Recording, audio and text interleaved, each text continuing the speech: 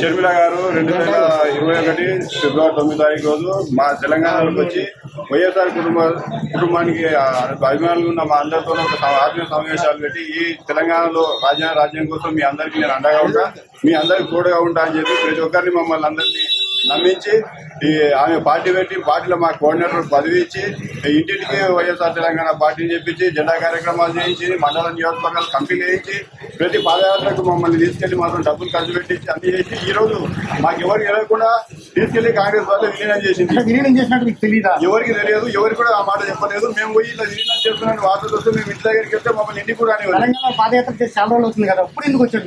ఆమె పార్టీ మొన్ననే విలీనం చేసింది కదా సార్, ఇప్పటిదాకా పార్టీ ఉంది కదా. మేము మొన్న జనవరి 4 తారీఖు చేసింది, అప్పటి నుంచి అడిగితే కూడా రాలేదు. ఈ 2 నెలల నుంచి మేము చూస్తూ ఉన్నాం, ఆమె దొరకలేదు మాకు. లోటస్ పాండ్ పోతే లోటస్ పాండ్ లేదు, ఆఫీసు లేదు, ఇంట్లో లేదు, ఎటు లేదు. ఏదో కొడుకు పెళ్లి ఉంది 4 రోజులు అని చెప్పి మేము కూడా సైలెంట్ ఉన్నాం. ఇలా శుభకార్యం జరుగుతుంది, ఏం చేయాలి?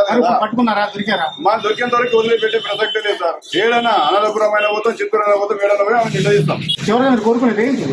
మాకు న్యాయం చేయలేదు సార్. ఆమె మమ్మల్ని నమ్మించి ఎందుకు మోసం చేసింది? మోసం చేసి వచ్చి తెలంగాణ మాట్లాడిన మాట కూడా మాట్లాడుతుంది సార్. ఇట్లా పద్ధతి కాదు కదా. మీరు ఎంత వరకు మోస్తారు? నేను 30 లక్షలు పెట్టుకున్నాను సార్. 30 లక్షల రూపాయలు నేను డబ్బులు ఖర్చు పెట్టుకున్నాను.